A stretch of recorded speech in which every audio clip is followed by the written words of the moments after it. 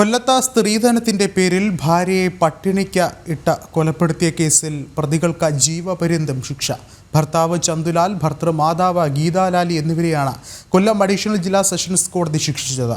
വിധി സമൂഹത്തിനുള്ള സന്ദേശം കൂടിയാകണമെന്നുള്ള പ്രോസിക്യൂഷൻ വാദം അംഗീകരിച്ചാണ് ശിക്ഷാവിധി പുറപ്പെടുവിച്ചത്.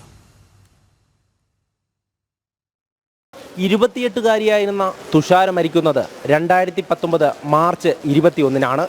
ദയനീയമായി ശോഷിച്ച ശരീരം കണ്ട് വിറങ്ങലിച്ച കുടുംബം പരാതി നൽകി. ഈ പരാതിയിന്മേൽ നടത്തിയ അന്വേഷണത്തിലാണ് തുഷാരയുടേത് കൊലപാതകമാണെന്ന് കണ്ടെത്തിയത്.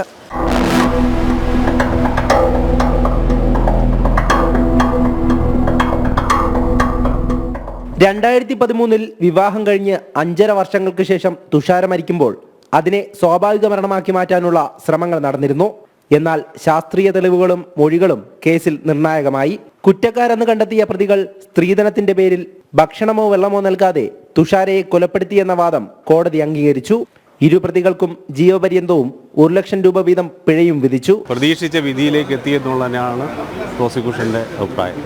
തീർച്ചയായിട്ടും 302-ന് ഒരു ലൈഫും ഒപ്പം ഓരോ ലക്ഷം രൂപ, 2 പ്രതികൾക്കും ഓരോ ലക്ഷം രൂപയും, 304B-യും 304 ഒരുമിച്ച് അനുഭവിച്ചാൽ മതിയെന്നും 344-ന് 2 വർഷവും 5000 രൂപ ഫൈനുമാണ് ഇപ്പോൾ കോടതി നിശ്ചയിച്ചിട്ടുള്ളത്. തീർച്ചയായിട്ടും പ്രോസിക്യൂഷൻ പ്രതീക്ഷിച്ച വിധി തന്നെയാണ് വന്നിട്ടുള്ളത്.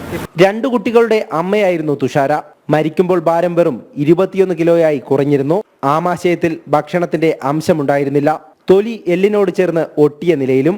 പോസ്റ്റ്മോർട്ടം റിപ്പോർട്ട് അടക്കം കേസിൽ നിർണായകമായി. 48 കിലോ ഉണ്ടായിരുന്ന കുട്ടി 21 കിലോയിലോട്ട് വെയിറ്റ് കുറഞ്ഞു വരുന്ന സമയത്ത് ഇതിന് വേണ്ട ട്രീറ്റ്മെൻറ്റോ ഇതിന് വേണ്ട ഭക്ഷണങ്ങളോ കാര്യങ്ങളോ ഒന്നും കൊടുക്കാതെയാണ് ഇതിലോട്ട് എത്തുന്നത്. കോടതി വിധിയിൽ തൃപ്തരാണെങ്കിലും മകൾ അനുഭവിച്ച വേദന അതേപോലെ പ്രതികളും അനുഭവിക്കണമെന്നായിരുന്നു കുടുംബത്തിന്റെ പ്രതികരണം.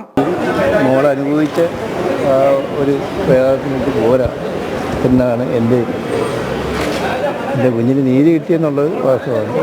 അവന് ഇത് ഈ ശിക്ഷ കൊടുത്താൽ പോരാ എന്നാണ്. അത് ശിക്ഷ തന്നെ കൊടുത്താലാ കൊള്ളാവുന്ന.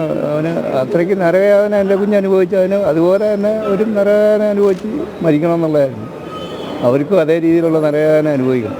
സംതൃപ്തനാണ്. പക്ഷെ എന്നാലും എൻ്റെ ചേച്ചിയെ ആയിരുന്നു അത്രയൊന്നും അവർ ജയിലിൽ ഇത് വരുമെന്ന് എനിക്ക് തോന്നുന്നില്ല. എന്നാലും എൻ്റെ ചേച്ചിക്ക് നീതി കിട്ടിയത് സന്തോഷമുണ്ട്, വളരെ സന്തോഷമുണ്ട്. തുഷാരയ്ക്ക് പഞ്ചസാര ലായനി അടക്കം കലക്കി നൽകിയിരുന്നതായാണ് വിവരം. ആസൂത്രണം ചെയ്ത് നടപ്പിലാക്കിയ കൊലപാതകമെന്നായിരുന്നു പ്രോസിക്യൂഷൻ വാദം. ശിക്ഷാവിധിക്കെതിരെ മേൽക്കോടതിയെ സമീപിക്കാനാണ് പ്രതിഭാഗത്തിന്റെ നീക്കം. അപൂർവങ്ങളിൽ അപൂർവമെന്നായിരുന്നു കേസിനെ കോടതി വിശേഷിപ്പിച്ചത്. 2 പ്രതികൾക്കും ശിക്ഷ വിധിച്ചു. സ്ത്രീധനത്തിന്റെ പേരിലായിരുന്നു കണ്ണില്ലാത്ത ഈ ക്രൂരത. ബിജു പരവൂരിനൊപ്പം എം മനോജ്, ജനം, കൊല്ലം.